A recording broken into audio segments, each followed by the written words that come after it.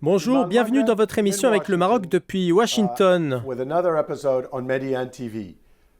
Je suis Adam Early et je suis toujours très heureux de vous retrouver.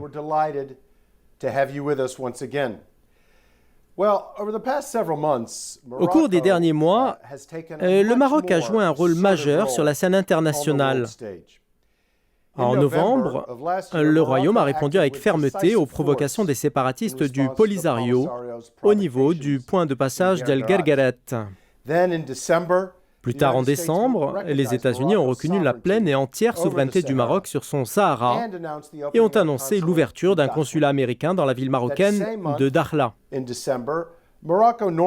Toujours en décembre, le Royaume a annoncé la normalisation de ses relations avec Israël. Mais il semble que certains se sentent mal à l'aise face à cette montée du Maroc sur la scène mondiale et à l'amélioration de ses relations plus fortes que jamais avec les États-Unis. À titre d'exemple, l'Allemagne a vivement critiqué la décision américaine de reconnaître la souveraineté du Maroc sur son Sahara et a demandé une réunion du Conseil de sécurité pour discuter de cette question. Puis en avril, l'Espagne a accueilli sur son territoire le chef du Polisario, le dénommé Brahim Rali, afin d'y être soigné contre le Covid-19 pour des raisons qualifiées d'humanitaires. Cette décision a été prise sans consulter le Maroc. De plus, l'admission de Brahim Rali dans un hôpital espagnol s'est faite sous une fausse identité établie sur un passeport algérien. L'État marocain a réagi en rappelant son ambassadrice à Madrid pour consultation et les relations entre Rabat et Madrid se sont encore plus tendues depuis la récente vague migratoire du Maroc vers Ceuta. Dans l'épisode d'aujourd'hui, nous discuterons de ces développements et nous essaierons de voir ce qui se cache derrière ces actes d'hostilité envers le Royaume du Maroc et le pourquoi de cette soudaine inimité en provenance de Madrid et de Berlin. Nous verrons aussi quelles mesures devraient être prises pour réduire les tensions et si cela peut déboucher sur un réaménagement des intérêts dans les relations du Maroc avec ses partenaires européens et les États-Unis. Pour débattre de toutes ces questions, avec nous aujourd'hui, comme chaque semaine, nous retrouverons notre correspondante Adel Nazarian ainsi que notre fidèle chroniqueur J.D. Gordon. Nous accueillerons également Rachel Alexander. Elle est écrivaine et conseillère politique américaine de renom. Elle est aussi la fondatrice du magazine politique Intellectual Conservative. Et elle a été auparavant procureur général adjoint de l'État d'Arizona. Et récemment, elle est devenue chroniqueuse pour le magazine Newslooks. Nous sommes ravis de l'avoir aujourd'hui avec nous et on commence tout d'abord, comme d'habitude, avec notre correspondante Adel Nazarian. Adel, le 23 mai, le président du gouvernement espagnol a tenté de réduire l'intensité de la rhétorique politique avec le Maroc en faisant une déclaration de conciliation dont je vais vous citer un extrait. Le Maroc n'a pas de meilleur ni de plus grand allié au sein de l'Union européenne que l'Espagne pour défendre ses intérêts stratégiques. C'est très important pour le Maroc et pour l'Union européenne également. Fin de citation. Ce ton utilisé par le président du gouvernement espagnol, Pedro Sánchez, est complètement différent de celui qu'il a utilisé lors de sa visite à Ceuta il y a quelques semaines. Et je cite un extrait de ce qu'il a dit ce jour-là. Les frontières de Ceuta et Melilla seront défendues par le gouvernement espagnol à tout moment, quelles que soient les circonstances, avec toutes les mesures nécessaires. Fin de citation. Adel, peut-on s'attendre maintenant à une approche plus flexible de la part de l'Espagne? Et comment expliquer ce changement de ton du discours espagnol? Thank you, Adam. Absolutely, there was a considerably different tone from last week's statement to this week's. Merci, Adam. Bien évidemment, nous avons pu observer un changement notable du ton du discours espagnol par rapport à la semaine dernière, alors que le président du gouvernement espagnol essaie d'être plus diplomate. On voit qu'il y a des objectifs politiques inavoués derrière ce changement soudain de son discours. La question ici se rapporte à l'accueil de l'Espagne sur son territoire du dénommé Brahim Rali, chef du Polisario, afin d'y être soignés du Covid-19. Cependant, à la même échelle, nous n'avons pas vu l'Espagne agir avec des motivations humanitaires ou de façon humanitaire avec des milliers de jeunes à la clôture barbelée de la ville occupée. Et en remontant à l'histoire, nous devons rappeler que l'Espagne a colonisé et colonise toujours la ville marocaine de Ceuta et qu'elle y déploie ses forces militaires et qu'elle utilise la carte du Sahara marocain pour détourner l'attention du Maroc de Ceuta et Melilla. Il faut souligner également que le changement soudain du ton du discours espagnol est motivé par la volonté de l'Espagne de bénéficier du rôle central du Maroc dans la lutte contre le terrorisme et contre l'immigration irrégulière ainsi que par la crainte de perdre les richesses de la pêche dont regorgent les côtes marocaines et le potentiel touristique du royaume. Mais ce qui est certain, c'est que la politique est présente et qu'il faut espérer que les considérations humanitaires bénéficieront à tout le monde et pas qu'à quelques-uns pour des motifs politiques. Merci Adèle pour cette analyse. Je me tourne à présent vers notre chroniqueur J.D. Gordon. J.D., la réaction du Maroc face aux provocations européennes reflète une forte détermination du Royaume à protéger ses intérêts vitaux en matière de sécurité. Permettez-moi tout d'abord de vous donner un exemple et de vous citer un extrait de la déclaration de l'ambassadrice du Maroc en Espagne, Karima Beneich. Je la cite. « Dans les relations entre pays, il y a des actes qui ont des conséquences sérieuses et il faut les assumer. Il existe des attitudes qui ne peuvent pas être acceptées. » Fin de citation. Alors ma question est la suivante. Comment la communauté internationale va-t-elle réagir de votre point de vue face à ces principes marocains fondamentaux? Qu'a fait la communauté internationale jusqu'à présent? Et comment voyez-vous l'impact de cette fermeté de Rabat sur les prises de position internationales? Adam, je n'ai pas encore vu beaucoup de réactions internationales à ce sujet. Ça peut changer avec le temps, car ça peut susciter la colère de l'Algérie, du Polisario ou d'autres groupes d'extrême gauche. Nous verrons par exemple des réactions plus tard. À titre d'exemple, il se pourrait que certains Européens soutiennent l'Espagne, en particulier sur la question de l'immigration, mais pour le moment, nous ne constatons pas beaucoup de réactions à ce sujet. Vous avez évoqué l'Algérie. On pourrait relever beaucoup de choses à propos des relations entre l'Espagne et l'Algérie concernant la visite de Brahim Rally en Espagne. Certains pensent que l'Espagne est en train de prendre les devants pour sécuriser son approvisionnement en gaz algérien, alors que d'autres estiment que l'Espagne voulait envoyer un message au Maroc. Quelle est votre interprétation quant à ce sujet? Je pense que c'est vrai. L'Algérie est l'un des principaux fournisseurs de gaz de l'Espagne. Je pense aussi que l'Espagne veut adopter une position politique envers l'extrême gauche et une position prétendument humanitaire en permettant au chef du Polisario d'être soigné contre la Covid-19 sur son territoire.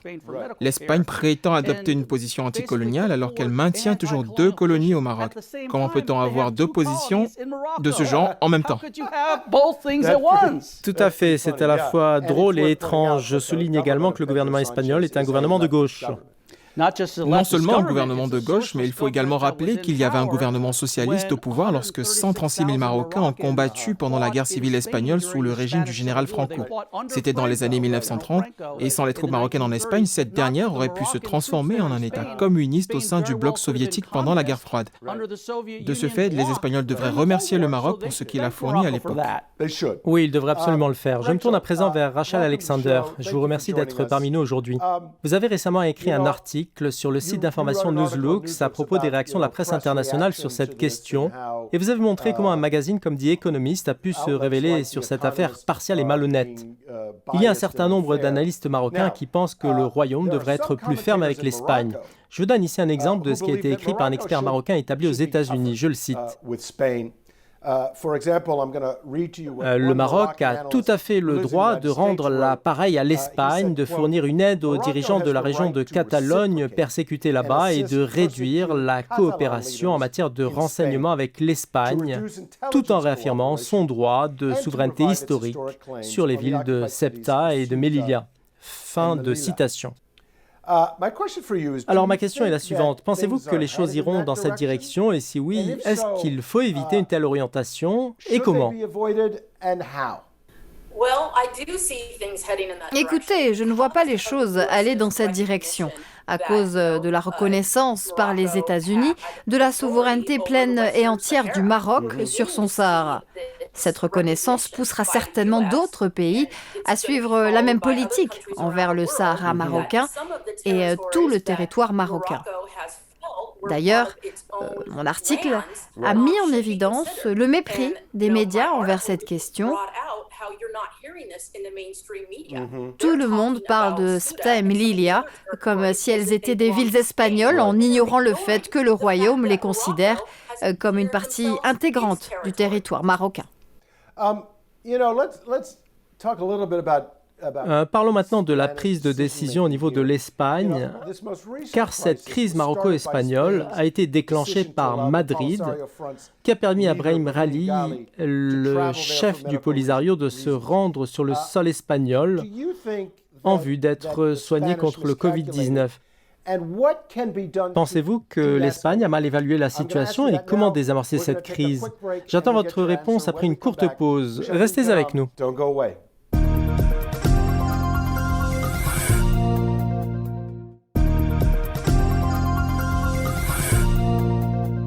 مشاهدينا الكرام, welcome back to Mal Maghreb in Washington, where today we are talking about Nous voilà de retour pour la suite de votre émission avec le Maroc depuis Washington.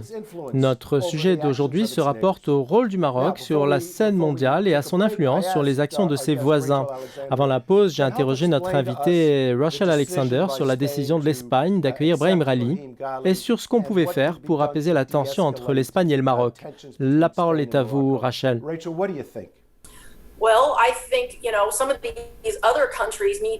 Écoutez, j'imagine que les autres pays doivent rejoindre le mouvement en cours et participer au dialogue en acceptant le droit de souveraineté du Maroc sur son territoire, au lieu de répéter les idées totalement fausses véhiculées par certains médias concernant le Maroc, au lieu de se tenir aux côtés de l'Espagne.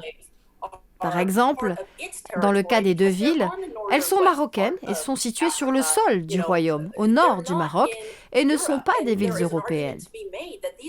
Le royaume affirme toujours qu'il s'agit de deux colonies. L'Espagne a souvent exprimé son mécontentement face à la question de l'immigration entre l'Amérique et le Mexique, mais d'un autre côté, elle a traité de manière inhumaine et internationalement interdite les mineurs qui considèrent la ville de Ceuta comme faisant partie de leur pays. Comment expliquez-vous le fait que l'Espagne a accueilli sur son territoire le dénommé Brahim Rally? Quelle est sa logique dans cette affaire? Peut-être que je ne veux pas adopter ce discours, mais soyons francs, car ceci est la cause principale de la crise. Accueillir le dénommé Brahim Rally par l'Espagne afin d'y être soigné contre le Covid-19 pour de prétendues raisons humanitaires sans consulter le Maroc est une affaire douteuse et incroyable. Je ne veux pas ici accuser l'Espagne de mauvaise foi, mais supposons au contraire que l'Espagne a fait un mauvais jugement ou qu'elle a été induite en erreur. D'ailleurs, les Espagnols l'ont regretté probablement, ce qui explique qu'ils aient atténué leur discours et leur appel à l'entente avec le Maroc. Il s'agit vraiment d'une question difficile à expliquer. Gidi, élargissons un peu le cercle de notre discussion. Je voulais vous demander votre avis sur l'impact de l'intensification du rapprochement américano-marocain sur ses relations avec l'Europe. Pensez-vous que la reconnaissance américaine par l'administration Trump de la pleine et entière souveraineté du Maroc sur son Sahara, puis l'affirmation de la même position par l'administration Biden ont conduit à une augmentation des tensions entre le Maroc et l'Europe? Permettez-moi de vous dire que cela a soulevé une certaine préoccupation chez certains Européens qui n'étaient pas d'accord avec le fait que l'administration Trump reconnaisse le Sahara comme un territoire marocain. Par conséquent, je pense que la question a accru l'inquiétude et la tension. Mais comme nous l'avons dit plusieurs fois auparavant dans le cadre de cette émission, plus de 20 pays ont ouvert des consulats généraux au Sahara marocain. Je pense donc que les États-Unis et de nombreux pays arabes ou africains ont rejoint cette nouvelle orientation.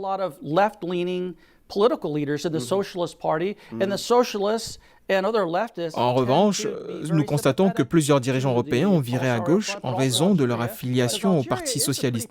Ces derniers, comme les autres partis gauchistes, ont tendance à sympathiser avec le Polisario et l'Algérie, qui exercent une influence basée sur ses ressources gazières et pétrolières, car il ne s'agit pas d'un pays pauvre.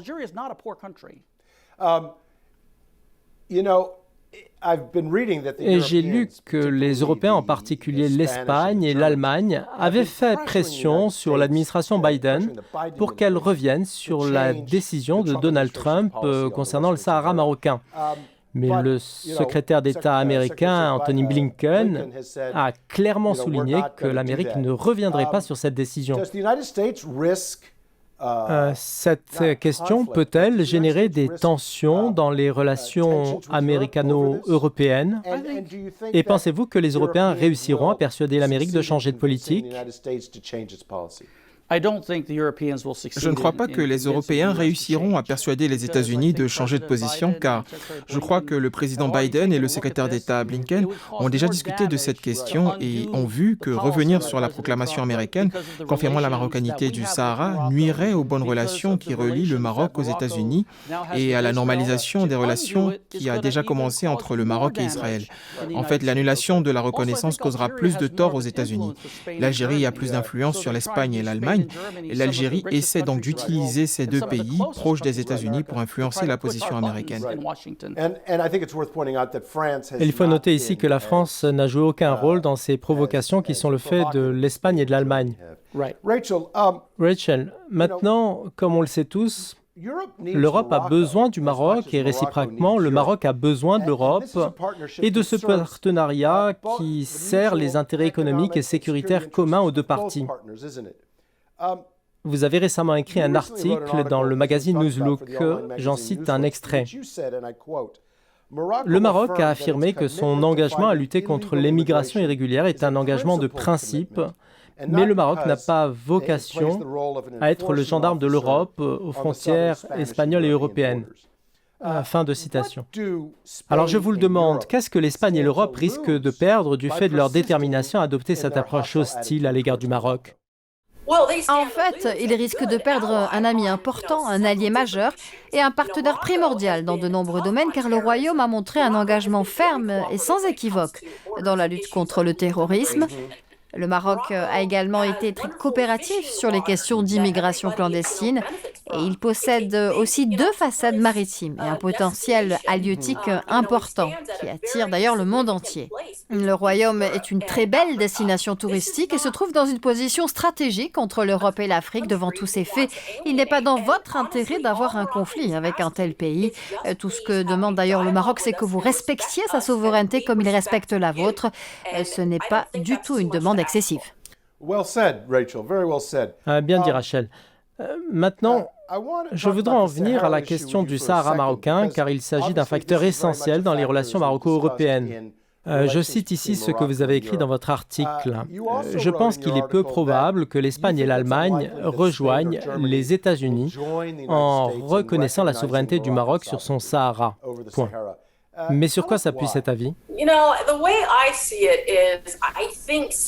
À mon avis, je pense que c'est parce que l'Espagne considère qu'elle a une liaison avec le Sahara, une ancienne liaison avec le Sahara, et aussi parce que l'Amérique a une influence sur de nombreux pays.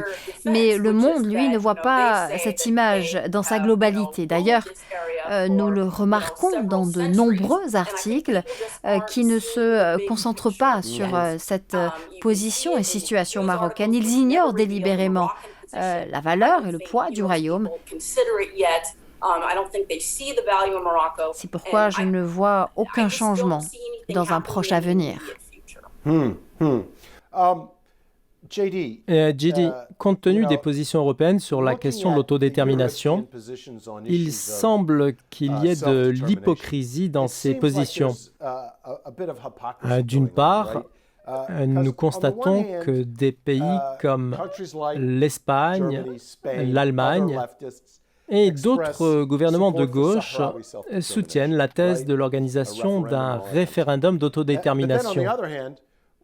Mais lorsqu'il s'agit de la Catalogne, et de sa volonté d'autodétermination, ils disent, et je les cite, que le séparatisme ne résoudra pas le problème.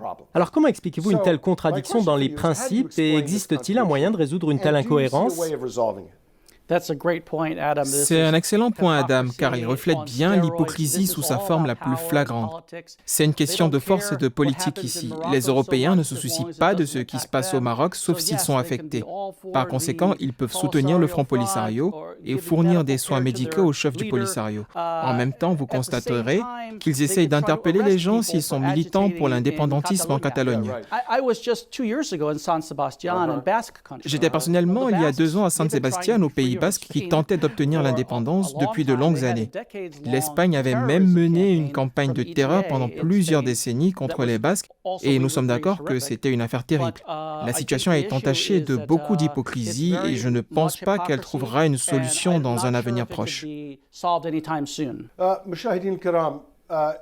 Nous arrivons au terme de cette émission. Nous avons pu avoir un éclairage très instructif basé sur des informations précises et justes sur les relations maroco-européennes. Une analyse différente de ce qu'on peut lire à travers le prisme d'une certaine presse occidentale.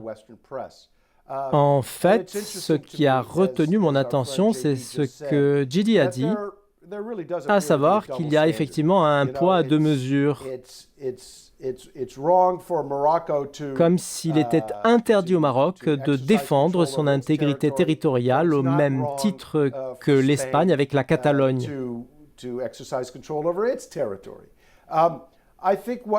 Je peux conclure ici, comme je l'ai dit en introduction, qu'il y a un grand mouvement pour redéfinir les intérêts et les alliances.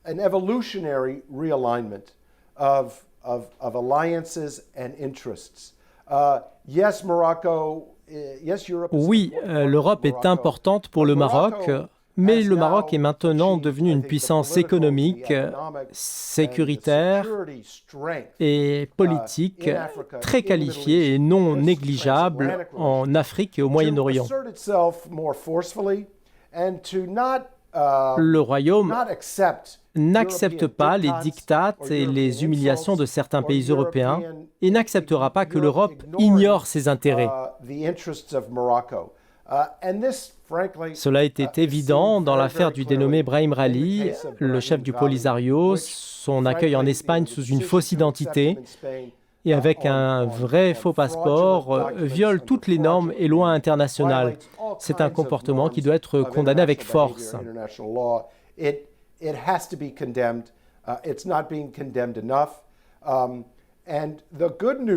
De plus, l'une des bonnes nouvelles est que le Maroc a un allié puissant sur lequel il peut s'appuyer, à savoir les États-Unis d'Amérique.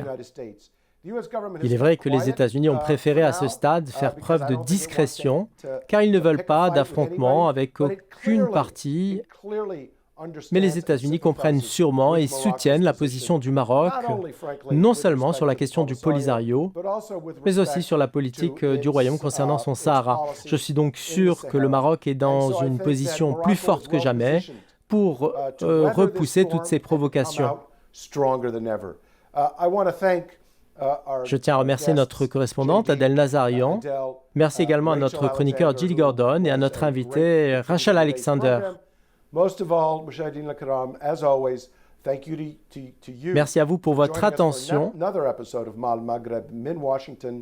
Et rendez-vous la semaine prochaine pour un nouvel épisode de votre émission avec le Maroc depuis Washington. À très bientôt.